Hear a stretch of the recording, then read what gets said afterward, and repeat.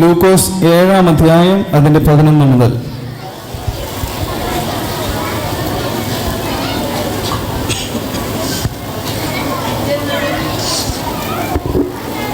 പിറ്റേന്നാൾ അവൻ നയീൻ എന്ന പട്ടണത്തിലേക്ക് പോകുമ്പോൾ അവൻ്റെ ശിഷ്യന്മാരും വളരെ പുരുഷാരവും കൂടെ പോയി. ഹല്ലേലൂയ. ഇവിടെ യേശു നയീൻ എന്ന പട്ടണത്തിലേക്ക് കടന്നു ചെല്ലുകയാണ്. യേശുവിനോടുകൂടെ ശിഷ്യന്മാരും വളരെ പുരുഷാരവും യേശുവിനോടുകൂടെ ഉണ്ടായിരുന്നു. എന്തുകൊണ്ടാണ് യേശുവിനോടുകൂടെ ശിഷ്യന്മാരും വളരെയധികം പുരുഷാരവും ഉണ്ടാകുവാനുള്ള കാരണമെന്ന് ചോദിച്ചു കഴിഞ്ഞാൽ, യേശു അത്ഭുതങ്ങളെ പ്രവർത്തിക്കുന്നവനായിട്ടുള്ള ദൈവമാകുന്നു. ദൈവത്തിൻ്റെ ദാസനിലൂടെ നാം കേട്ടു കഴിഞ്ഞു, അവൻ അത്ഭുത മന്ത്രി, വീരനാം ദൈവം, നിത്യപിതാവ്, സമാധാനത്തിൻ്റെ പ്രഭു. യേശു ഈ ലോകത്തിലായിരുന്നപ്പോൾ രോഗികൾക്ക് സൗഖ്യം നൽകി, കുരുടർക്ക് കാഴ്ച നൽകി, ചെകിടരെ കേൾക്കുമാറാക്കി, മുടന്തരെ നടക്കുമാറാക്കി, കുഷ്ഠരോഗികൾക്ക് സൗഖ്യം നൽകി അവൻ മരിച്ചവരെ ഉയർപ്പിച്ചു. യേശുവിനോടുകൂടെ നടക്കുവാൻ അനവധി മക്കളുണ്ട്. ഇന്ന് പകൽക്കാലം ഈ ആലയത്തിൽ അനവധി ആയിരങ്ങൾ കടന്നു വരുവാനുള്ള കാരണം ഇവിടെ അത്ഭുതങ്ങളെ പ്രവർത്തിക്കുന്നവനായിട്ടുള്ള സർവശക്തനായ ദൈവമുള്ളതുകൊണ്ടാണ്. ഇവിടെ വായിക്കുന്നത്, യേശു തൻ്റെ ശിഷ്യന്മാരും വളരെ ജനവുമായി അവനൊരു പട്ടണത്തിലേക്ക് പോയിക്കൊണ്ടിരിക്കുകയാണ്. ഹല്ലേലൂയ. യേശു എവിടെ നിന്നാണ് പോകുന്നതെന്ന് ചോദിച്ചു കഴിഞ്ഞാൽ, അതിന് തൊട്ട് മുമ്പിലത്തെ പാരഗ്രാഫ് വായിക്കുകയാണെങ്കിൽ, ഒരു ശതാധിപന്റെ ദാസനെ ദീനം പിടിച്ച് യേശു അവനെ സൗഖ്യമാക്കി. അതിൻ്റെ പിറ്റേന്ന് അവൻ നയീൻ എന്ന പട്ടണത്തിലേക്ക് കടന്നു. ഹല്ലേലൂയ. നമ്മെപ്പോലെ പലരും ആ കാലത്തുണ്ടായിരുന്നു. അതുകൊണ്ട് പലരും യേശുവിനോട് ചോദിച്ചു കാണും, എന്തുകൊണ്ടാണ് നീ പട്ടണത്തിലേക്ക് പോകുന്നത്? പട്ടണത്തിൽ ഉന്നതന്മാരും സമ്പത്തുള്ളവരും അനുഗ്രഹിക്കപ്പെട്ടവരും പട്ടണത്തിലായിരിക്കുമ്പോൾ യേശുവിന് എന്തിനു വേണ്ടിയിട്ടാണ് പട്ടണത്തിലേക്ക് പോയത്? യേശുവിന് കടൽക്കരയിലും സാധാരണ ജനങ്ങളുടെ ഇടയിലും മലകളിലും പോയാൽ പോരെ എന്ന് നമ്മെപ്പോലെ ചോദിക്കുന്നതായുള്ള ഒരു പറ്റം ജനം അന്നുണ്ടായിരുന്നു. എന്നാൽ ഇന്ന് പകൽക്കാലം സർവശക്തനായ ദൈവം നമ്മോട് പറയുന്നത്, യേശു പട്ടണത്തിലേക്ക് പോയത് എന്നെയും നിങ്ങളെയും പട്ടണത്തിലേക്ക് കൊണ്ടുപോകുവാൻ വേണ്ടിയിട്ടാണ്. ഇന്ന് പകൽക്കാലം നിങ്ങൾ വളരെ വ്യക്തമായിട്ട് മനസ്സിലാക്കണം യേശു ആരാണോ എന്നുള്ളത്. ഇന്ന് ലോകത്തിൽ അനവധി വിഗ്രഹങ്ങൾ, യേശുവിൻ്റെ വിഗ്രഹങ്ങൾ കാണുവാൻ കഴിയും, യേശുവിൻ്റെ ഫോട്ടോ കാണാൻ കഴിയും. യേശുവിനെ ക്രൂശിച്ചു എന്ന് പറയുന്നതായുള്ള, കുരിശിനെ ആരാധിക്കുന്നതായുള്ള പലരെയും നമുക്ക് കാണുവാനായിട്ട് കഴിയും. എന്നാൽ ഈ പറയുന്നതൊന്നും ഈ സർവശക്തനായ ദൈവമല്ല. അതെല്ലാം ഈ ലോകത്തിലെ വിഗ്രഹങ്ങൾ മാത്രമാകുന്നു. പാപികളായ മനുഷ്യരുടെ കൈകൾ കൊണ്ട് നിർമ്മിച്ചതായിട്ടുള്ള ഫോട്ടോകളും ബിംബങ്ങളും പ്രതിഷ്ഠകളുമാകുന്നു. എന്നാൽ സർവശക്തനായ ദൈവം ഈ ലോകത്തെയും അതിലുള്ള സകല ചരാചരങ്ങളെയും മനുഷ്യവർഗത്തെയും നിർമ്മിച്ചവനായുള്ള ദൈവത്തെ ഒരു വിഗ്രഹത്തിൽ ഇരുത്തുവാൻ സാധ്യമല്ല. ഇന്ന് ക്രിസ്ത്യാനികൾ ആരാധിക്കുന്നതായുള്ള യേശു എന്ന് പറയുന്നതായുള്ള രൂപം അത് യേശുവിൻ്റെതല്ല, അത് ഒരു വ്യക്തി വരച്ചതായിട്ടുള്ള ഒരു രൂപമാകുന്നു. എന്നാൽ ദൈവത്തിന്റെ വചനം പറയുന്നു, ദൈവത്തെ ആരും ഒരു നാൾ കണ്ടിട്ടില്ല. എന്തുകൊണ്ടാണ് ദൈവത്തെ കാണുവാൻ കഴിയാത്തതെന്ന് ചോദിച്ചു കഴിഞ്ഞാൽ, നമ്മുടെ പാപമുള്ള കണ്ണുകൾ കൊണ്ട് നമുക്ക് ജീവനുള്ള ദൈവത്തെ കാണുവാൻ സാധ്യമല്ല. എന്നാൽ ഇന്ന് പകൽക്കാലം നമുക്ക് ജീവനുള്ള ദൈവത്തെ കാണുവാനായിട്ട് കഴിയും. അത് നമ്മുടെ വിശ്വാസത്താൽ, അത് നമ്മുടെ ഹൃദയം എന്ന കണ്ണുകൾ കൊണ്ട് ഈ ദൈവത്തെ കാണുവാനായിട്ട് കഴിയും. എങ്ങനെയാണ് ദൈവം ഈ ആലയത്തിലുണ്ട് എന്ന് അറിയുക എന്ന് ചോദിച്ചു കഴിഞ്ഞാൽ, ഈ ആലയത്തിൽ നാം പ്രാർത്ഥിക്കുമ്പോൾ അതിന് മറുപടി ലഭിക്കുന്നുവെങ്കിൽ, നമ്മുടെ ചോദ്യങ്ങൾക്ക് മറുപടി ലഭിക്കുന്നുവെങ്കിൽ, നമ്മുടെ ജീവിതത്തിൽ നാം ആഗ്രഹിച്ചതായുള്ള കാര്യങ്ങളെല്ലാം പ്രാർത്ഥിക്കുമ്പോൾ നടക്കുന്നുവെങ്കിൽ, തീർച്ചയായും ഈ ആലയത്തിൽ സർവശക്തനായ ദൈവമുണ്ട്. ഈ ആലയത്തിൽ അനവധി മക്കൾ കടന്നു വരുവാനുള്ള കാരണം ഈ ആലയത്തിൽ സർവശക്തനായ ദൈവം ഉള്ളത് കൊണ്ടാണ്. ഇവിടെ വായിക്കുന്നത്, യേശു തൻ്റെ ശിഷ്യന്മാരുമായി പട്ടണത്തിലേക്ക് പോവുകയാണ്. ഹല്ലേലൂയ. ഇന്ന് നമ്മെ ഓരോരുത്തരെയും ഈ പട്ടണത്തിലേക്ക് കൊണ്ടുപോകുവാൻ സർവശക്തനായ ദൈവം ആഗ്രഹിക്കുന്നു. ഇവിടെ വായിക്കുന്ന, അവനോടുകൂടെ വളരെ പുരുഷാരവും കടന്നുപോയി. അതിന്റെ താഴത്തെ വാക്യം വായിക്കാം. അവൻ പട്ടണത്തിന്റെ വാതിലോട് അടുത്തപ്പോൾ മരിച്ചുപോയ ഒരുത്തനെ പുറത്തു കൊണ്ടുവരുന്നു. ഹല്ലേലൂയ. അവൻ പട്ടണത്തിന്റെ വാതിലിനോട് അടുത്തപ്പോൾ മരിച്ചുപോയ ഒരുത്തനെ പുറത്തു കൊണ്ടുവരുന്നത് അവൻ കണ്ടു. ഹല്ലേലൂയ. യേശു പട്ടണത്തിലേക്ക് പോകുമ്പോൾ പട്ടണത്തിനകത്തു നിന്ന് മരിച്ചവനായിട്ടുള്ള ഒരുത്തനെ പുറത്തു കൊണ്ടുവരുന്നത് യേശു കണ്ടു. യേശു അങ്ങോട്ട് പോകുമ്പോൾ ഒരു പറ്റം മക്കൾ ഇങ്ങോട്ട് വരികയാണ്. കാരണം അവിടെ ഒരുവൻ മരിച്ചുപോയി. ഹല്ലേലൂയ. ഇന്ന് നാം മനസ്സിലാക്കേണ്ടത്, ദൈവത്തിന്റെ മുമ്പിൽ കൂടെ ആര് കടന്നു വരുന്നുവോ അവർക്ക് വിടുതൽ തീർച്ചയായിട്ടും ദൈവം നൽകുക തന്നെ ചെയ്യും. ഈ ആലയത്തിൽ സർവശക്തനായ ദൈവം കടന്നു വരുമ്പോൾ പലരും ദൈവത്തിന്റെ ആലയത്തിൽ നിന്ന് പുറത്തു പോകുന്നുണ്ട്. എന്നാൽ അവരെ കാണുന്നവനല്ല നമ്മുടെ ദൈവം. വളരെ വേദനയോടുകൂടി ഇരിക്കുന്നതായിട്ടുള്ള, കണ്ണുനീരോടുകൂടി ഇരിക്കുന്നതായിട്ടുള്ള, തകർന്ന ഹൃദയത്തോടുകൂടി ഇരിക്കുന്നതായിട്ടുള്ള ഓരോ വ്യക്തികളെയും കാണുകയും അനുഗ്രഹിക്കുകയും ചെയ്യുന്നവനാണ് ഈ ആലയത്തിൽ വാനസേനയോടുകൂടി താഴ്ന്നിറങ്ങി വരുന്നവനായിട്ടുള്ള ദൈവം എന്ന് പറയുന്നവൻ. ഹല്ലേലൂയ.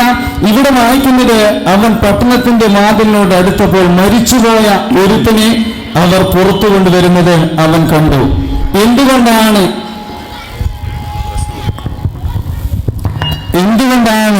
യേശു അവനെ കണ്ടത്? ഹല്ലേലൂയ. ഇന്ന് പകൽക്കാലം എല്ലാവരും നഷ്ടപ്പെട്ടതായിട്ടുള്ള സാഹചര്യത്തിൽ, ആർക്കും വേണ്ടാത്തതായിട്ടുള്ള സാഹചര്യത്തിൽ, ജീവിതത്തിൽ ഒരിക്കലും രക്ഷയില്ല എന്ന് തോന്നുന്നതായിട്ടുള്ള ഇടത്താണ് ദൈവത്തിന്റെ അത്ഭുത പ്രവൃത്തികൾ കാണുവാനിടയായിത്തീരുന്നത്. നാം എല്ലാവരും ഈ ആലയത്തിൽ കടന്നു വരുമ്പോൾ നാം മരിച്ചവരെ പോലെയാണ് ഈ തിരുസന്നിധിയിലേക്ക് കടന്നു വന്നത്.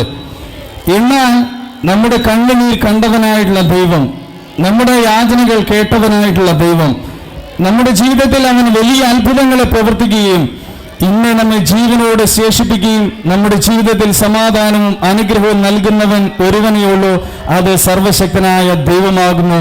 ആ ദൈവമാണ് എന്നെയും നിങ്ങളെയും ഇന്ന് പകൽക്കാലം അനുഗ്രഹിച്ച് ഈ തിരുസന്നിധിയിൽ ഇരുത്തിയിരിക്കുന്നത്. ഇവിടെ വായിക്കുന്നു, യേശു പട്ടണത്തിലേക്ക് പോകുമ്പോൾ പട്ടണത്തിൽ നിന്ന് ഒരുവനെ പുറത്തേക്ക് കൊണ്ടുവരികയാണ്. അതിനർത്ഥം അവൻ പട്ടണത്തിൽ ജീവിച്ചതായിട്ടുള്ളൊരു വ്യക്തിയാണ്. എന്നാൽ അവന്റെ ജീവൻ നിലച്ചുപോയി, അവന്റെ ഉള്ളതെല്ലാം നഷ്ടപ്പെട്ടു പോയി. ഇനി അവന് പട്ടണത്തിൽ ആവശ്യമില്ല. അവനെ പട്ടണത്തിന് പുറത്തു കൊണ്ടുപോയി കുഴിച്ചിടുവാനായിട്ട് ഒരു പറ്റം മക്കളുമായിട്ട് ഒരു കൂട്ടം ആളുകൾ യേശുവിനെ എതിർപ്പെടുകയാണ്. ഹല്ലേലൂയ. ഇവിടെ വായിക്കുന്നത്, അവൻ എല്ലാം തകർന്ന് അവന്റെ ജീവൻ നഷ്ടപ്പെട്ട് അവനെ പട്ടണത്തിന് പുറത്താക്കി കളയുന്നതായിട്ടുള്ള ഒരു സാഹചര്യത്തിലേക്ക് അവൻ എത്തപ്പെട്ടിരിക്കുകയാണ്.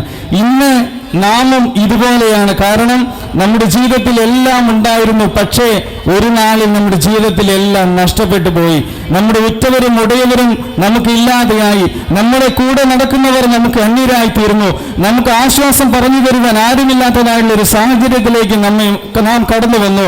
എന്നാൽ നമ്മെ കണ്ടത് ഈ ലോകത്തിലൊരു വ്യക്തിയല്ല, എന്നാൽ നമ്മെ കണ്ടിരിക്കുന്നത് സർവശക്തനായ ദൈവമാകുന്നുവെങ്കിൽ അവൻ തീർച്ചയായും നമ്മെ അനുഗ്രഹിപ്പാൻ മതിയായവൻ തന്നെയാണ്. ഇവിടെ വായിക്കുന്നു, മരിച്ചുപോയ ഒരുത്തനെ പുറത്തു കൊണ്ടുവരുന്നു. അവൻ അമ്മയ്ക്ക് ഏകജാതനായ മകൻ. അവൻ അമ്മയ്ക്ക് ഏകജാതനായ ഒരു മകനായിരുന്നു. അവളോ വിധവയായിരുന്നു. ഇവിടെ വായിക്കുന്നത്, അമ്മയ്ക്ക് ഏക ആശ്രയമായിരിക്കുന്ന ഒരുവനായിരുന്നു ഈ മരിച്ചുപോയവൻ. അവളാണെങ്കിൽ ഭർത്താവില്ല, വിധവയായി കഴിയുന്നതായിട്ടുള്ള ഒരു വ്യക്തിയായിരുന്നു, കരയുന്നവളായിരുന്നു. എന്നാൽ നഷ്ടപ്പെട്ടതായിട്ടുള്ള മകനെ ഓർത്ത് അവൾ കരഞ്ഞുകൊണ്ട് വരികയാണ്. ഇവിടെ വായിക്കുന്നത്, അവൾക്ക് ഏകജാതനായ ഒരു മകനായിരുന്നു. എന്തുകൊണ്ടാണ് ഈ ഏകജാതനായ മകനെ രക്ഷിപ്പാൻ യേശുവിന് മനസ്സായതെന്ന് ചോദിച്ചു കഴിഞ്ഞാൽ, ദൈവത്തിന്റെ വചനം ഇപ്രകാരം പറയുന്നു, തന്റെ ഏകജാതനായ പുത്രനിൽ വിശ്വസിക്കുന്നവൻ നശിച്ചു പോകാതെ നിത്യജീവൻ പ്രാപിക്കേണ്ടതിന് ദൈവം അവനെ നൽകുവാൻ തക്കവണ്ണം ലോകത്തെ സ്നേഹിച്ചു. എനിക്കും നിങ്ങൾക്കും വേണ്ടി ഏകജാതനായ ഒരുവൻ ഈ ഭൂമിയിലേക്ക് കടന്നു വന്നു. എന്റെയും നിങ്ങളുടെ പാപങ്ങളെ ഏറ്റെടുത്തുകൊണ്ട്, എന്റെയും നിങ്ങളുടെ ശാപത്തെ ഏറ്റെടുത്തുകൊണ്ട്, എനിക്കും നിങ്ങൾക്കും വരുവാനിരിക്കുന്നതായിട്ടുള്ള മരണത്തെ ഏറ്റെടുത്തുകൊണ്ട് അവൻ ഈ ഭൂമിയിൽ നമുക്ക് വേണ്ടി ജീവനെ തന്നവനായിട്ടുള്ള ദൈവമാകുന്നു.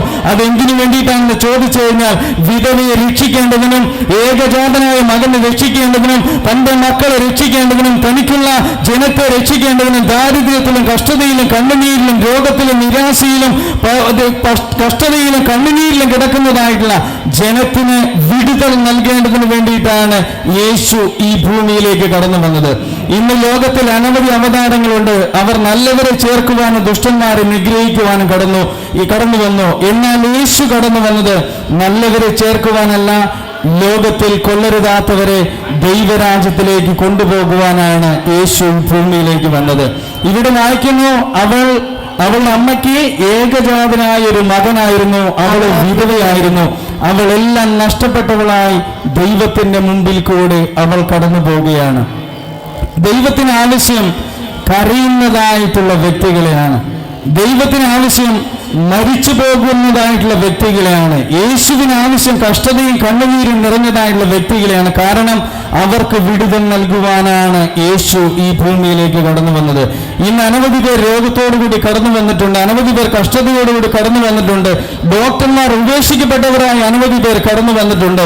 എന്നാൽ ഇന്ന് പകൽക്കാലം സർവശക്തനായ ദൈവം പറയുന്നു, യേശുവിന് നിങ്ങളെ കൊണ്ട് ആവശ്യമുണ്ട്. യേശുവിനെ നിങ്ങളെ അനുഗ്രഹിക്കാൻ അവന് മനസ്സുണ്ട്. നിങ്ങളുടെ ജീവിതത്തിൽ സൗഖ്യം തരുവാൻ അവന് മനസ്സുണ്ട്. നിങ്ങളുടെ ബന്ധനങ്ങൾ അഴിക്കുവാൻ അവന് മനസ്സുണ്ട്. നിങ്ങളുടെ മരണത്തെ മാറ്റുവാൻ അവന് മനസ്സുണ്ട്. നിങ്ങളുടെ കണ്ണുനീർ തുടയ്ക്കുവാൻ അവന് മനസ്സുണ്ട്. നിങ്ങൾക്ക് നിത്യജീവൻ തരുവാൻ ഈ ദൈവത്തിന് മനസ്സുണ്ട്. ഇന്ന് പകൽക്കാലം ഈ ദൈവത്തിൽ നിങ്ങൾ വിശ്വസിക്കുമെങ്കിൽ, നിങ്ങൾക്ക് വേണ്ടി ജീവനെ തന്ന, നിങ്ങൾക്ക് വേണ്ടി മരിച്ചവനായിരുന്ന, നിങ്ങൾക്ക് വേണ്ടി ഉയർത്തെഴുന്നേറ്റവനായിട്ടുള്ള ദൈവത്തെ ഇന്ന് പകൽക്കാലം നിങ്ങൾ വിശ്വസിക്കുമെങ്കിൽ, നിങ്ങളുടെ ജീവിതത്തിൽ അസാധ്യമായിട്ടുള്ള കാര്യങ്ങളെ അവൻ സാധ്യമാക്കി തരുവാൻ അവൻ മതിയായവനാണ്. ഇവിടെ വായിക്കുന്നു, അവള് വിധവയായിരുന്നു. പട്ടണത്തിലെ ഒരു വലിയ പുരുഷാരവും അവളോടുകൂടെ ഉണ്ടായിരുന്നു. ഇന്ന് നാം മനസ്സിലാക്കേണ്ടത്, നമ്മോടുകൂടെ അനവധി പുരുഷാരമുണ്ടായിരിക്കാം, പക്ഷേ അവർക്ക് കരയുവാനല്ലാതെ അവരുടെ ജീവിതത്തിൽ അവരെ കൊണ്ട് നമ്മുടെ ജീവിതത്തിൽ ഒന്നും നേടുവാൻ സാധ്യമല്ല. വളരെ പുരുഷാരം ഈ വിധവയോടുകൂടെ ഉണ്ടായിരുന്നു. അവർ കരയുന്നവരായിട്ടുണ്ടായിരുന്നു. പക്ഷേ അവൾ തൻ്റെ മകനെയും കൊണ്ട് അവരെയും കൊണ്ട് പുറത്തു വരികയാണ്. എന്നാൽ അവളെ കണ്ടിട്ട് കർത്താവ് മനസ്സലിഞ്ഞു. ഹല്ലേലൂയ. ഇന്ന് മനസ്സലിവുള്ള ദൈവം ഈ ആലയത്തിലുണ്ട്. കരയുന്നതായിട്ടുള്ള മക്കളുടെ കണ്ണുനീർ തുടയ്ക്കുവാൻ മതിയായ ദൈവം ഈ ആലയത്തിലുണ്ട്. കരയേണ്ട എന്ന് പറഞ്ഞ് ആശ്വസിപ്പിക്കുന്ന ദൈവം ഈ ആലയത്തിലുണ്ട്. നിങ്ങളുടെ കണ്ണുനീർ കാണുമ്പോൾ നിങ്ങളെ മാറി കടന്നു പോകാത്ത ദൈവം ഈ ആലയത്തിലുണ്ട്. നിങ്ങൾ കരയുമ്പോൾ നിങ്ങളെ ഓർത്ത് കരയുന്നവനായിട്ടുള്ള ദൈവം ഈ ആലയത്തിലുണ്ട്. കരയുന്നവരോടുകൂടി കരയുന്നവനായിട്ടുള്ള ദൈവമുണ്ട്. തകർന്നും മുറിഞ്ഞിരിക്കുന്ന ഹൃദയത്തെ നിരസിക്കാത്ത ഒരു ദൈവമുണ്ട്. അവൻ സർവശക്തനായ ദൈവമാകുന്നു. ഇവിടെ വായിക്കുന്നു, അവളെ കണ്ടിട്ട് കർത്താവ് മനസ്സലിഞ്ഞു. ഹല്ലേലൂയ. ഇന്ന് നിങ്ങളെ കണ്ടിട്ട് ദൈവം മനസ്സലിയുക തന്നെ ചെയ്യും.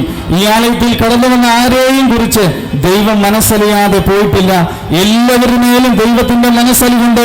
എല്ലാവരുടെ മേലും അവന്റെ കരുണയുണ്ട്. അതുകൊണ്ടാണ് ഞാനും നിങ്ങളും ഇന്ന് പകൽക്കാലം ഇവിടെ ജീവിച്ചിരിക്കുന്നത്.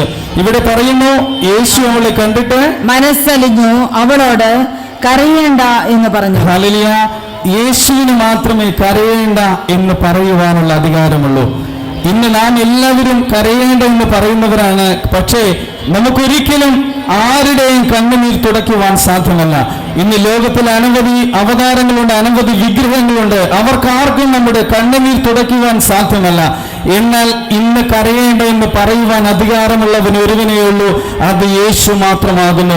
എന്തുകൊണ്ടാണ് യേശുവിന് പറയുവാനുള്ള അധികാരമുള്ളത് എന്ന് ചോദിച്ചു കഴിഞ്ഞാൽ, യേശു മാത്രമേ മരണത്തെ ജയിച്ച് ഉയർത്തെഴുന്നേറ്റവനായിട്ടുള്ള ദൈവമുള്ളൂ. അതുകൊണ്ട് യേശുവിന് മാത്രമേ നിനക്ക് ജീവൻ തരുവാൻ കഴിയുകയുള്ളൂ. യേശുവിന് മാത്രമേ നിന്റെ കണ്ണുനീർ തുടയ്ക്കുവാൻ കഴിയുകയുള്ളൂ. യേശുവിന് മാത്രമേ നിനക്ക് രൂപാന്തരം തരുവാൻ കഴിയുകയുള്ളൂ. യേശുവിന് മാത്രമേ നിനക്ക് സൗഖ്യം തരുവാൻ കഴിയുകയുള്ളൂ. യേശുവിന് മാത്രമേ നിന്റെ മക്കളെ രക്ഷിപ്പാനായിട്ട് സാധ്യമാകുകയുള്ളൂ. യേശുവിന് മാത്രമേ നീ വിധവയായിരിക്കുന്ന നിന്നെ രക്ഷിപ്പാൻ സാധ്യമുള്ളൂ. അതുകൊണ്ട് യേശു അവളോട് പറയുകയാണ്, കരയേണ്ട എന്ന് പറഞ്ഞ് അവളെ കുറിച്ച് മനസ്സലിഞ്ഞു, അവളെ ആശ്വസിപ്പിച്ചു. എന്നാൽ അതിന്റെ താഴത്ത് വാക്കിനോട് അടുത്ത് ചെന്നു മഞ്ചം തൊട്ടു, ചുമക്കുന്നവർ നിന്നു. ഹല്ലേലൂയ. യേശു അടുത്ത് ചെന്നു, ആ മഞ്ചത്തിൽ യേശു ഒന്ന് തൊട്ടു, ഉടനെ ചുമക്കുന്നവർ അവിടെ നിന്നു. ഹല്ലേലൂയ. യേശു നിന്നെ തൊട്ടാൽ നിന്നെ കൊണ്ട് നടക്കുന്നവർ അവിടെ നിൽക്കും. കാരണം തൊട്ടത് സർവശക്തനായ ദൈവമാകുന്നു. ഈ പുരുഷാരത്തിന് നിന്നെ കൊണ്ട് പുറത്തു പോകുവാനേ കഴിയുകയുള്ളൂ. എന്നാൽ നിന്നെ തൊടുവാൻ സാധ്യമല്ല. എന്നാൽ സർവശക്തനായ ദൈവം നിന്നെ തൊട്ടാൽ, യേശുവിന്റെ കരമൊന്ന് നിന്റെ മേൽ വെച്ചാൽ, ചുമക്കുന്നവർ നിന്നെ കൊണ്ട് പുറത്ത് കളയുവാൻ പോകുന്നവർ അവിടെ നിൽക്കും. നിന്നെ തിരിച്ചു പട്ടണത്തിലേക്ക് കൊണ്ടുപോകുവാൻ കഴിവുള്ളവനാണ് നിന്റെ സൃഷ്ടാവായ ദൈവം എന്ന് പറയുന്നത്. യേശു ആ മഞ്ചത്തിൽ തൊട്ടു, ഉടനെ ചുമക്കുന്നവർ അവിടെ നിന്നു. നിന്നെ കൊണ്ടു നടക്കുവാൻ പലരും ഉണ്ടായിരിക്കാം, നിന്നെ നല്ലത് പറയുവാൻ പലരും ഉണ്ടായിരിക്കാം, നിന്നെ തെറ്റായ വഴിയിൽ കൂടി നടത്തുവാൻ പലരും ഉണ്ടായിരിക്കാം. എന്നാൽ യേശു തൊട്ടാൽ അവരിൽ നിന്ന് വിടുതൽ നൽകുവാൻ ഈ സർവശക്തനായ ദൈവത്തിന് കഴിയും. യേശു നിന്നെ തൊടുകയാണെങ്കിൽ നിന്നെ ചുമക്കുന്നവർ അവിടെ നിൽക്കും. യേശു നിന്നെ തൊടുകയാണെങ്കിൽ നീ മരിച്ചതായുള്ള നിന്നെ അവൻ ഉയർപ്പിക്കും. യേശു നിന്നെ തൊടുകയാണെങ്കിൽ നിന്റെ രോഗത്തിന് സൗഖ്യം വരും. യേശു നിന്നെ തൊടുകയാണെങ്കിൽ നിന്റെ അമ്മയുടെ കണ്ണുനീർ തുടയ്ക്കുക തന്നെ ചെയ്യും. ഇന്ന് പകൽക്കാലം നിങ്ങൾ ആഗ്രഹിക്കേണ്ടത്, യേശുവേ നീ എന്നൊന്ന് തൊടയണമേ, നിന്റെ ആണിപ്പൈതുള്ള എന്നെ ഒന്ന് വെക്കണമേ എന്ന് നിങ്ങൾ ആത്മാർത്ഥമായി നിങ്ങൾ പ്രാർത്ഥിക്കുന്നുവെങ്കിൽ, നിങ്ങളെ തൊടുവാൻ മനസ്സലിവുള്ള, നിങ്ങളെ അനുഗ്രഹിപ്പാൻ മനസ്സലിവുള്ള, നിങ്ങളെ സൗഖ്യമാക്കുവാൻ മനസ്സലിവുള്ള, നിങ്ങളുടെ മാതാപിതാക്കളെ രക്ഷിപ്പാൻ മനസ്സലിവുള്ള ദൈവം ഈ ആലയത്തിൽ ഇന്ന് പകൽക്കാലം താഴ്ന്നിറങ്ങി വന്നിട്ടുണ്ട്. ഇവിടെ വായിക്കുന്നത്, യേശു ആ മഞ്ചത്തിന്മേൽ ഒന്ന് തൊട്ടു, ചുമക്കുന്നവർ അവിടെ നിന്നു. എഴുന്നേൽക്ക എന്ന് ഞാൻ നിന്നോട് പറയുന്നു എന്ന് അവൻ പറഞ്ഞു. ഹല്ലേലൂയ. അതിന്റെ തൊട്ട് അടുത്ത വാക്യത്തിൽ പ്രകാരം പറയുന്നു, ബാല്യക്കാര എഴുന്നേൽക്ക എന്ന് ഞാൻ നിന്നോട് പറയുന്നു. ഹല്ലേലൂയ. ഒരിക്കലും സാധ്യമല്ലാത്തതായുള്ള കാര്യമാണ് യേശു അവിടെ പറയുന്നത്. അവനെ മരിച്ച് പുറത്തു കൊണ്ടുപോകുകയാണ്. വളരെ പുരുഷാരം അവനോട് കൂടെയുണ്ട്, കരയുന്നതായുള്ള ഒരു അമ്മയും അവനോട് കൂടെയുണ്ട്. അവൻ ജീവൻ നഷ്ടപ്പെട്ടവനായി അവനെ കുഴിച്ചിടുവാൻ കൊണ്ടുപോകുമ്പോൾ യേശു ആ മഞ്ചത്തിന്മേൽ തൊട്ടു, അവനോട് ബാല്യക്കാര എഴുന്നേൽക്ക എന്ന് ഞാൻ നിന്നോട് പറയുന്നു എന്ന് പറഞ്ഞു. ഹല്ലേലൂയ. ഡോക്ടർമാർക്ക് കഴിയാത്തതായിട്ടുള്ള കാര്യം, കൂടപ്പെട്ടതായിട്ടുള്ള ജനത്തിന് കഴിയാത്തതായിട്ടുള്ള കാര്യം, കരയുന്നവർക്ക് കഴിയാത്തതായിട്ടുള്ള കാര്യം, പട്ടണത്തിലുള്ളവർക്ക് കഴിയാത്തതായിട്ടുള്ള കാര്യത്തെ സാധ്യമാക്കുന്ന ഒരു ദൈവം ഈ ആലയത്തിലുണ്ട്. യേശു അവനോട് പറയുന്നു, ബാല്യക്കാര എഴുന്നേൽക്ക എന്ന് അവനോട് പറയുന്നു. ഇന്ന് പകൽക്കാലം നിന്റെ രോഗത്തിൽ നിന്ന് എഴുന്നേൽപ്പിക്കുവാൻ, നിന്റെ കഷ്ടതയിൽ നിന്ന് എഴുന്നേൽപ്പിക്കുവാൻ, നിന്റെ കടഭാരത്തിൽ നിന്ന് എഴുന്നേൽക്കുവാൻ, നിന്റെ മരണത്തിൽ നിന്ന് എഴുന്നേൽപ്പിക്കുവാൻ അധികാരമുള്ള ദൈവം ഈ ആലയത്തിൽ ഇന്ന് പകൽക്കാലം താഴ്ന്നിറങ്ങി വന്നിട്ടുണ്ട്. അവൻ നിന്നെ ഉയർപ്പിക്കുവാൻ മതിയായവനാകുന്നു, നിന്നെ പേർ ചൊല്ലി വിളിക്കുവാൻ മതിയായവനാകുന്നു, നിന്റെ പ്രശ്നങ്ങളിൽ മേൽ അധികാരമുള്ളവനായിട്ടുള്ള ദൈവമാകുന്നു, നിന്നെ സൗഖ്യമാക്കുവാൻ അധികാരമുള്ളവനായിട്ടുള്ള ദൈവമാകുന്നു, നിന്റെ മരണത്തെ മാറ്റുവാൻ അധികാരമുള്ളവനായിട്ടുള്ള ദൈവമാകുന്നു. ഇവിടെ വായിക്കുന്നത്, കരയേണ്ട എന്ന് പറഞ്ഞ് അവൾ ആശ്വസിപ്പിക്കുകയും അവൻ മഞ്ചം തൊടുകയും ബാല്യക്കാര എഴുന്നേൽക്ക എന്ന് ഞാൻ നിന്നോട് പറയുന്നു എന്ന് പറയുകയും ചെയ്തു. ഉടനെ അതിന്റെ താഴത്തെ മരിച്ചവൻ എഴുന്നേറ്റു ഇരുന്ന് സംസാരിപ്പാൻ തുടങ്ങി. ഹല്ലേലൂയ. മരിച്ചവൻ എഴുന്നേറ്റിരുന്ന് സംസാരിപ്പാൻ തുടങ്ങി. ഹല്ലേലൂയ. ഇവിടെ നാം കാണുന്നത്, ദൈവത്തിന്റെ ഒരു വാക്കിന് സകലവും സാധ്യമാക്കുവാൻ കഴിയും. ഈ ലോകത്തെയും സകല ചരാചരങ്ങളെയും ദൈവം സൃഷ്ടിച്ചത് തന്റെ വാക്കിനാലാകുന്നു. ഇന്ന് പകൽക്കാലം ദൈവം അവനോട് പറഞ്ഞു, ബാല്യക്കാര എഴുന്നേൽക്ക എന്ന് പറഞ്ഞു. മരിച്ചവൻ എഴുന്നേറ്റ് ഇരുന്ന് സംസാരിപ്പാൻ തുടങ്ങി. നിന്റെ മരണത്തെ മാറ്റി നിന്നെ എഴുന്നേൽപ്പിക്കുവാൻ ഈ ദൈവത്തിനല്ലാതെ മറ്റാർക്കും സാധ്യമല്ല. ഇതുവരെ നാം ആരാധിച്ചതും നമസ്കരിച്ചതും മനുഷ്യന്റെ കൈകൾ കൊണ്ട് നിർമ്മിച്ചതായിട്ടുള്ള വിഗ്രഹങ്ങളെ ആകുന്നു. എന്നാൽ ദൈവം വിഗ്രഹത്തിൽ വസിക്കുന്നവനല്ല. ദൈവം ഈ ലോകത്തിൽ മുഴുവൻ നിറഞ്ഞു നിൽക്കുന്നവനാണ്. അവനൊരു രൂപത്തിൽ ഇരുത്തുവാനായിട്ട് സാധ്യമല്ല. അതുകൊണ്ട് ഇന്ന് പകൽക്കാലം നിങ്ങൾ അവനെ വിശ്വസിക്കുന്നുവെങ്കിൽ നിങ്ങളുടെ ജീവിതത്തിൽ അസാധ്യമായിട്ടുള്ള കാര്യങ്ങളെ അവൻ സാധ്യമാക്കി തരുന്നവനാണ്.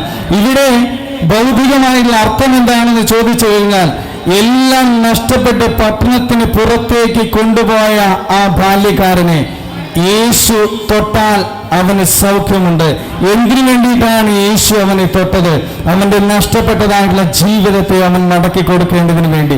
എന്തിനാണ് അവൻ യേശു അവനെ തൊട്ടത് എന്ന് ചോദിച്ചു കഴിഞ്ഞാൽ, നഷ്ടപ്പെട്ടതായിട്ടുള്ള അവന്റെ ജീവനെ തിരിച്ചു ലഭിക്കേണ്ടതിന് വേണ്ടി. എന്തിനു വേണ്ടിയിട്ടാണ് യേശു അവനെ തൊട്ടത് എന്ന് ചോദിച്ചു കഴിഞ്ഞാൽ, നഷ്ടപ്പെട്ടതായിട്ടുള്ള പട്ടണത്തിലേക്ക് അവനെ മടക്കി കൊണ്ടുവരുവാൻ വേണ്ടിയിട്ടാണ്. ഇനി നിനക്ക് ജീവിതമില്ല, ഇനി രക്ഷയില്ല, ഇനി ഉയർത്തെഴുന്നേൽക്കുകയില്ല, ഇനി നിന്റെ ജീവിതത്തിൽ യാതൊന്നും സാധ്യമല്ല എന്ന് ലോകം നിങ്ങളെ കുറിച്ച് പറഞ്ഞിരിക്കുന്നെങ്കിൽ, യേശുവിന്റെ കരമൊന്ന് നിന്റെ മേൽ തൊട്ടാൽ നിന്നെ നഷ്ടപ്പെട്ടതായുള്ള സ്ഥാനത്തേക്ക് നിന്നെ മടക്കി വരുത്തുന്നവനാണ് നിന്റെ ദൈവം. ആരുമില്ലാത്ത അവസ്ഥയിൽ നിന്ന് എല്ലാം ഉള്ളവനാക്കി തീർക്കുന്നവനാണ് നിന്റെ ദൈവം. എല്ലാം നഷ്ടപ്പെട്ട് നിരാശയിൽ കഴിയുന്നതായുള്ള നിന്നെ പട്ടണത്തിലേക്ക് കൊണ്ടുപോകുകയും നിന്നെ പഴയ സ്ഥാനത്തിരുത്തി നിന്നെ അനുഗ്രഹിക്കുകയും ചെയ്യുന്നവനായിട്ടുള്ള ദൈവമാകുന്നു ഈ ആലയത്തിൽ വാനസേനയോടുകൂടി താഴ്ന്നിറങ്ങി വരുന്നവനായിട്ടുള്ള ദൈവം. ഹല്ലേലൂയ. യേശു പട്ടണത്തിലേക്ക് പോകുമ്പോൾ പട്ടണത്തിൽ നിന്ന് പുറത്തു വരുന്നവരെ അവൻ കാണുകയും അവരെ തിരിച്ച് പട്ടണത്തിലേക്ക് കൊണ്ടുപോവുകയും ചെയ്യുന്നു. അതാണ് ഭൗതികമായ അർത്ഥം എന്ന് പറയുന്നത്. എന്നാൽ അതിനൊരു ആത്മീക അർത്ഥമുണ്ട്. മരിച്ചതായിട്ടുള്ള നരകത്തിലേക്ക് പോകേണ്ടതായിട്ടുള്ള നിത്യശിക്ഷാവിധിയിലേക്ക് പോകേണ്ടതായിട്ടുള്ള എന്നെയും നിങ്ങളെയും തിരിച്ച് മുത്തുമയമായി വിളങ്ങുന്നതായിട്ടുള്ള പട്ടണത്തിലേക്ക്, പാവനമായ പട്ടണത്തിലേക്ക്, കഷ്ടതയും കണ്ണുനീരും ഇല്ലാത്തതായിട്ടുള്ള പട്ടണത്തിലേക്ക്, രോഗവും ശാപവും ദുഃഖവും ദുരിതവും ഇല്ലാത്തതായിട്ടുള്ള പട്ടണത്തിലേക്ക്, സ്വർഗരാജ്യം എന്ന പട്ടണത്തിലേക്ക് എന്നെയും നിങ്ങളെയും കൊണ്ടുപോകുവാൻ നമുക്ക് വേണ്ടി ജീവനെ തന്നവനായിട്ടുള്ള ദൈവമാകുന്നു. ഇന്ന് പട്ടണത്തിന് പുറത്തേക്ക് പോകുന്നതായിട്ടുള്ള, നാശത്തിലേക്ക് പോകുന്നതായിട്ടുള്ള, തീച്ചുളിയിലേക്ക് പോകുന്നതായിട്ടുള്ള, നിത്യമായിട്ടുള്ള ശിക്ഷാവിധിയിലേക്ക് പോകുന്നതായിട്ടുള്ള എന്നെയും നിന്നെയും രക്ഷിപ്പാനാണ് യേശു ഈ ഭൂമിയിലേക്ക് കടന്നു വന്നത്. ഇന്ന് പകൽക്കാലം നിങ്ങൾ അവനെ വിശ്വസിക്കുന്നുവെങ്കിൽ നിങ്ങളുടെ താഴ്ചയിൽ നിങ്ങളെ ഉയർത്തി നിങ്ങളെ അനുഗ്രഹിക്കുന്നതോടൊപ്പം തന്നെ നിങ്ങൾക്ക് പാവനമായ പട്ടണത്തിലേക്ക്, മരണമില്ലാത്തതായിട്ടുള്ള രാജ്യത്തിലേക്ക്, സ്വർഗം എന്ന രാജ്യത്തിലേക്ക്, നിത്യമായിട്ടുള്ള ആനന്ദത്തിന്റെ രാജ്യത്തിലേക്ക് എന്നെയും നിങ്ങളെ കൊണ്ടുപോകുവാൻ ഈ ദൈവത്തിനല്ലാതെ മറ്റാർക്കും സാധ്യമല്ല. ഇന്ന് പകൽക്കാലം നിങ്ങൾ അവനെ വിശ്വസിക്കുന്നുവെങ്കിൽ, ഇന്ന് പകൽക്കാലം നിങ്ങൾ അവനെ ആശ്രയിക്കുന്നെങ്കിൽ, ഈ ജീവനുള്ള ദൈവത്തിൽ നിങ്ങൾ ശരണം പ്രാപിക്കുന്നുവെങ്കിൽ നിങ്ങളുടെ മരണത്തെ മാറ്റി നിങ്ങൾക്ക് പുതിയൊരു ജീവിതം തരുന്നതോടൊപ്പം തന്നെ നിങ്ങളുടെ മരണശേഷം നിങ്ങൾക്ക് നിത്യമായിട്ടുള്ള ഒരു രാജ്യവും ഈ ദൈവത്തിനല്ലാതെ തരുവാൻ സാധ്യമല്ല. ഈ ലോകത്തിലെ ജീവിതം 60-70 വയസ്സ് വരെ മാത്രമേ ഉള്ളൂ. എന്നാൽ നമ്മുടെ മരണത്തിന് ശേഷം നമുക്കൊരു ജീവിതമുണ്ട്. ആ പട്ടണത്തിലേക്ക് കൊണ്ടുപോകുവാൻ മരണത്തെ ജയിച്ച് ഉയർത്തെഴുന്നേറ്റ ദൈവത്തിനല്ലാതെ സാധ്യമല്ല. ഇവിടെ വായിക്കുന്നു, തനിക്കെതിരെ വന്നതായിട്ടുള്ള ഒരു കുടുംബത്തെ അവൻ രക്ഷിക്കുകയാണ്. തനിക്കെതിരെ വന്നതായിട്ടുള്ള ഒരു വ്യക്തിയെ അവൻ മരണത്തിൽ നിന്ന് ഉയർത്തെഴുന്നേൽപ്പിക്കുകയാണ്. പട്ടണത്തിൽ നിന്ന് പുറത്താക്കിയതായിട്ടുള്ള ഒരുവനെ തിരിച്ച് പട്ടണത്തിലേക്ക് കൊണ്ടുപോവുകയാണ്. നിന്റെ ജീവിതത്തിൽ നഷ്ടപ്പെട്ടതായിട്ടുള്ള സകലവും നിനക്ക് മടക്കി തരുവാൻ ഈ ദൈവത്തിനല്ലാതെ മറ്റാർക്കും സാധ്യമല്ല. എന്തുകൊണ്ടാണ് അവന് എതിരെ വന്നതായിട്ടുള്ള അവരെ അനുഗ്രഹിച്ചതെന്ന് ചോദിച്ചു കഴിഞ്ഞാൽ, യേശു തന്റെ ശിഷ്യന്മാരോട് പറയുന്നു, നിങ്ങൾക്കെതിരെയുള്ള ഗ്രാമത്തിൽ ചെല്ലുവിൻ, അവിടെ ആരും ഒരിക്കലും കയറിയിട്ടില്ലാത്ത ഒരു കഴുതയെ കാണും, എനിക്ക് അവയെ ആവശ്യമുണ്ട്, എനിക്ക് അതിന് ആവശ്യമുണ്ട്. എന്തിനാണ്? യേശു അതിന്മേൽ കയറുവാനാണ്.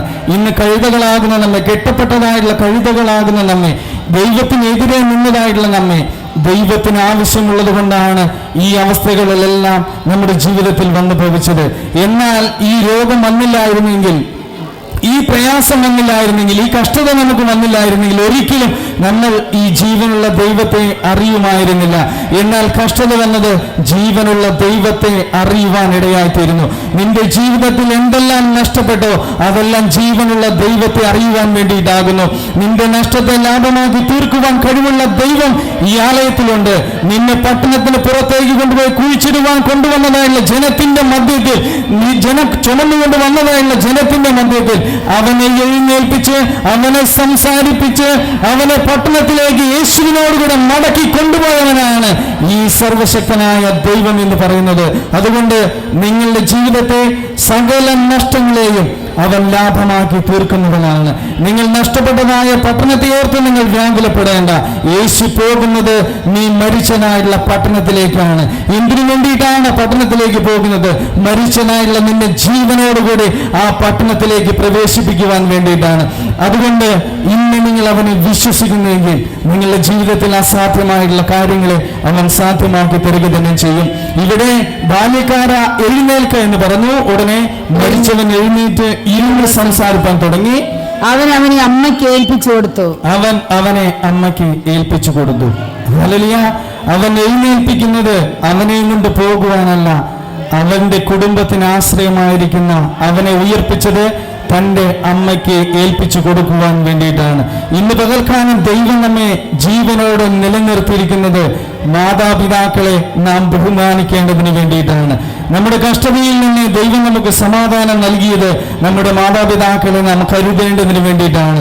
എന്തുകൊണ്ടാണ് അവനെ അമ്മയ്ക്ക് ഏൽപ്പിച്ചു കൊടുത്തതെന്ന് ചോദിച്ചു കഴിഞ്ഞാൽ, അവൾക്ക് ആശ്രയമായിരിക്കുന്ന ഏക മകനായിരുന്നു.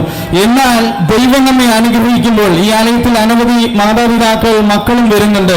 എന്നാൽ ചിലർ പറയും, എൻ്റെ മകൻ എൻ്റെ കയ്യിലുള്ളത് എടുത്തുകൊണ്ട് പോകും, ഇവിടത്തെ തള്ള എന്ന് പറഞ്ഞ് എടുത്തുകൊണ്ട് പോകും എന്ന് പറയുന്നതായിട്ടുള്ള ചില വ്യക്തികളെ നമുക്ക് കാണുവാനായിട്ട് കഴിയും.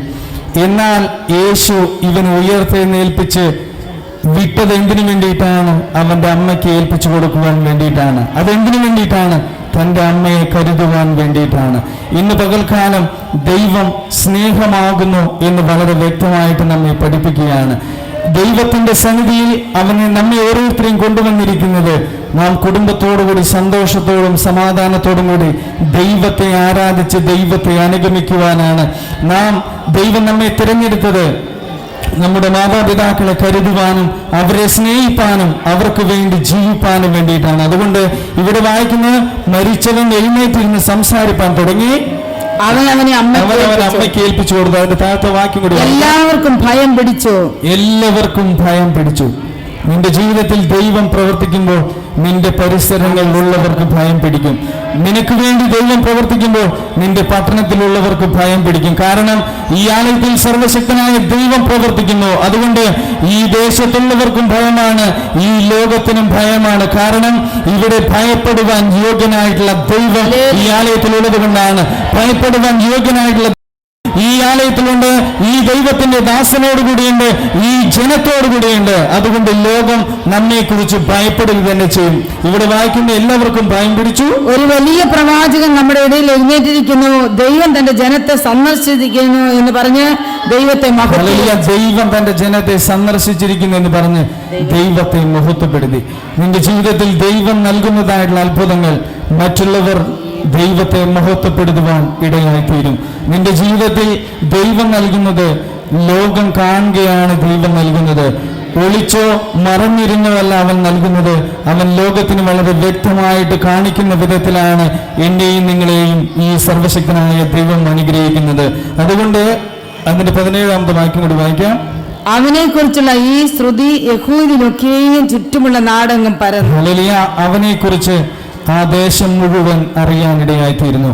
ഇന്ന് നിങ്ങളുടെ ജീവിതത്തിൽ ഈ രോഗം വന്നിരിക്കുന്നത് നിങ്ങളെ സൗഖ്യമാക്കുമ്പോൾ ആ ദേശത്തുള്ളവർ മുഴുവനും ഈ ജീവനുള്ള ദൈവത്തെ അറിയുവാൻ വേണ്ടിയിട്ടാകുന്നു. എന്തിനു വേണ്ടിയിട്ടാണ് അറിയുന്നത്? ദൈവത്തിന് എന്തെങ്കിലും ലാഭമുണ്ടാക്കുവാനോ ഈ ആലയത്തിൽ എന്തെങ്കിലും ലാഭമുണ്ടാക്കുവാനല്ല, ജീവനുള്ള ദൈവത്തെ അറിയുവാനും ദൈവത്തെ അറിഞ്ഞ് ജീവിക്കുവാനും ദൈവത്തെ അറിഞ്ഞവർക്ക് ദൈവത്തിന്റെ അനുഗ്രഹം നൽകുവാനും മാത്രമല്ല, നമ്മുടെ മരണശേഷം ഒരു സ്വർഗരാജ്യം നമുക്ക് ദാനമായി നൽകുവാനും വേണ്ടിയിട്ടാണ് നമ്മുടെ ജീവിതത്തിൽ ദൈവം അനുഗ്രഹിക്കുന്നത്. അതുകൊണ്ട് ദൈവത്തിന്റെ അനുഗ്രഹം പ്രാപിപ്പാൻ ദൈവത്തിന്റെ സന്നിധിയിൽ നാം ആരാധിക്കുകയും ദൈവത്തെ മഹത്വപ്പെടുത്തുകയും ദൈവത്തോടുകൂടെ പാവനമായ പട്ടണത്തിലേക്ക് പോകുവാൻ നാം ഓരോരുത്തരും ഒരുങ്ങുകയും ചെയ്യണമെന്ന് ഓർപ്പിച്ചുകൊണ്ട് എന്റെ വാക്കുകൾ ചുരുക്കുന്നു. ദൈവം അനുഗ്രഹിക്കട്ടെ.